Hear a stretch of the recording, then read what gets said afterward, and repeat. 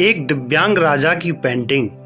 एक राज्य में एक दिव्यांग राजा था जिसके राज्य में कोई भी परेशानी या समस्या नहीं थी। सभी लोग उस राजा से बहुत खुश थे और ऊपर वाले से धन्यवाद करते थे कि इतने अच्छे राजा को उनके जिंदगी में भेजा है। वह राजा दिव्यांग था, उसकी एक आंख नहीं थी और एक पैर नहीं था, लेकिन फिर भी राजा को इस बात का कोई दुख नहीं था।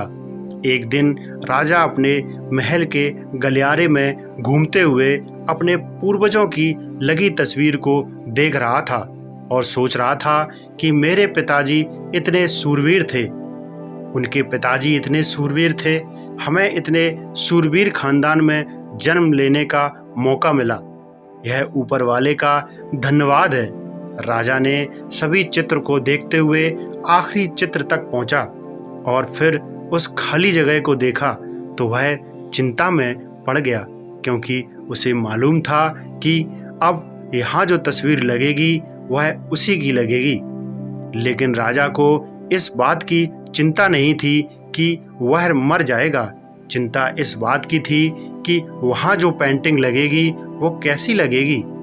राजा की एक आंख और एक पैर ना होने की वजह से वह चिंता में पड़ गया और सोचने लगा कि इस गलियारे में इतने शानदार पेंटिंग लगी है, लेकिन मेरी एक आंख और एक पैर ना होने की वजह से मेरी ही तस्वीर सबसे खराब लगेगी और सबसे भद्दी दिखेगी। राजा ने सोचा कि मेरे मरने के बाद पता नहीं कैसी पेंटिंग बनेगी, और क्यों ना मैं अपने जीते जी ही एक शानदार पेंटिंग बनवाऊं, ताकि मुझे ये सुकून मिल जाए कि मेरी यहाँ अच्छी पेंटिंग लगेगी। अब उस राज्य में ऐलान करवा दिया गया और सभी पेंटर्स को बुलाया गया और कहा गया कि जो भी पेंटर राजा का शानदार पेंटिंग बनाएगा उसे शानदार इनाम मिलेगा। अब सभी पेंटर राज्य में आए और उन पेंटर को पता था कि अगर शानदार पेंटिंग बनेगी तो शानदार इनाम तो मिलेगा, लेकिन जिस राजा की एक आंख और एक पैर नहीं है उसकी शानदार पेंटिंग कैसे बनेगी। पेंटर सोच रहे थे कि इनाम का तो पता नहीं, लेकिन अगर शानदार पेंटिंग नहीं बनी और राजा गुस्सा हो गया तो सजा मिलेगी। इसलिए बड़े बड़े चित्रकार भी आगे नहीं आए। तभी उसमें से एक लड़का बोला, राजा साहब, मैं आपकी पेंटिंग बनाना चाहता हूँ, मुझे 24 घंटे का वक्त दीजिए। अब सभी बड़े बड़े पेंटर हैरान हो गए कि ये लड़का क्या पेंटिंग बनाएगा, और अगर राजा को पेंटिंग पसंद नहीं आई तो इसे सजा जरूर मिलेगी। राजा बोला, ठीक है, आप बना करके लाइए। अगले दिन वह लड़का तस्वीर बनाकर लाने वाला था और दरबार पूरी तरह से भर चुका था। लोग दूर दूर से ये देखने के लिए आए थे कि वह लड़का कैसी पेंटिंग बनाकर लाएगा। अब लड़का जब उस राजा की पेंटिंग बनाकर लाया तो लोग आश्चर्यचकित रह गए।